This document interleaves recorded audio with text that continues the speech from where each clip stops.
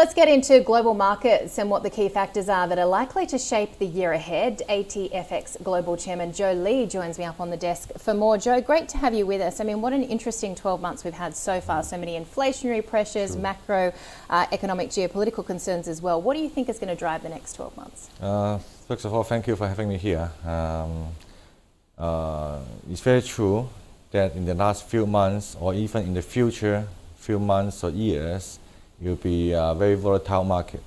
Obviously, Fed rate is one of the major concerns for the market, as well as the geopolitical tension, which as an international company, we all got office in this region as well, which we a big concern for the market as well, and also for the investor risk appetite.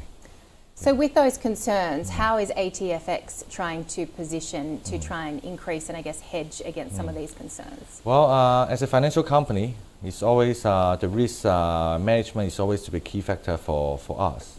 Especially, as I mentioned, we got 23 countries offices, and some of them we have Middle East we have office in Middle East, we have office in Asia, Southeast Asia, Africa or Latin.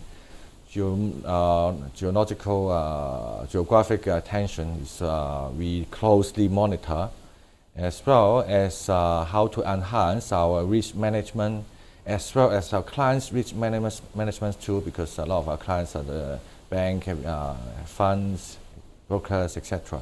So we literally we have invest quite a lot of technology, which we will launch a new technology that help our client to do client segmentation, risk segmentation, to make sure they are clearly aware of their internal risk factor and properly manage the risk. So what's the time frame for that launch? Literally, we launch in a month. Okay. Yeah. Now, you mentioned 23 countries. What really prompted you to expand here in Australia? Australia has been a key financial country or region in Asia Pacific, and as I mentioned, we have 5 to 6 offices in Southeast Asia, and we have offices like in London, in Dubai, in Hong Kong, and Australia definitely one of the key factor for us in APAC. And what we try to make is we set up a very strong team, comprehensive team here as a hub for our company in Asia Pacific.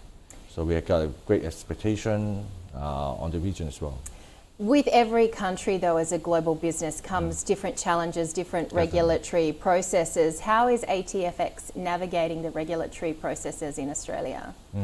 Because we got 7 to 8 regulated entities around the globe, like in London, in Cyprus, South Africa, Dubai, Hong Kong, etc.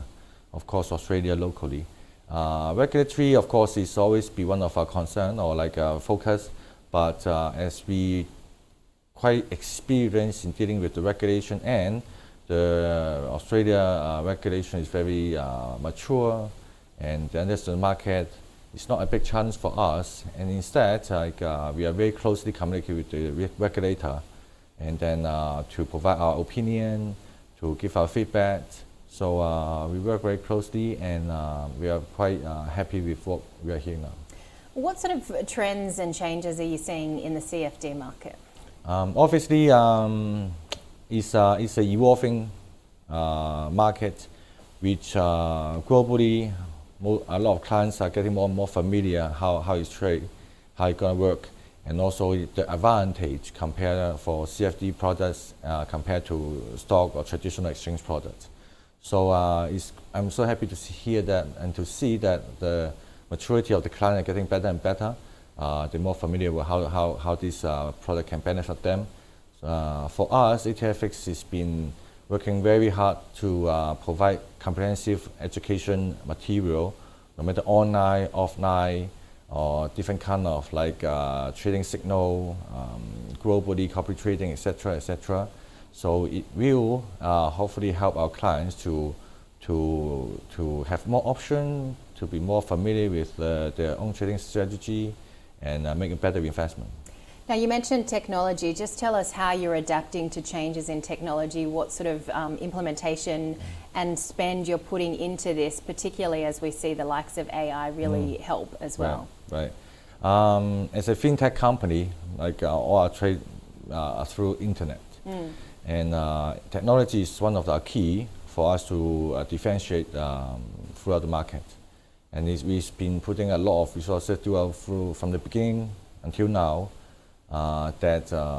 Say for example, a few years ago, we started to launch face recognition for the online application, and onboarding is now automatic together with the automatic KYC procedure, etc., etc. We really want to invest in technology to make our client user journey be more friendly, to more easy for them to understand, instead of and also of course much more efficient on the whole investment journey.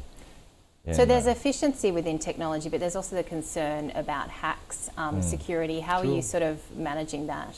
Well, it's always be one of our concern about the data security, because we got so many kind of database there, and that's why we very closely work with different high-tech or sophisticated vendor.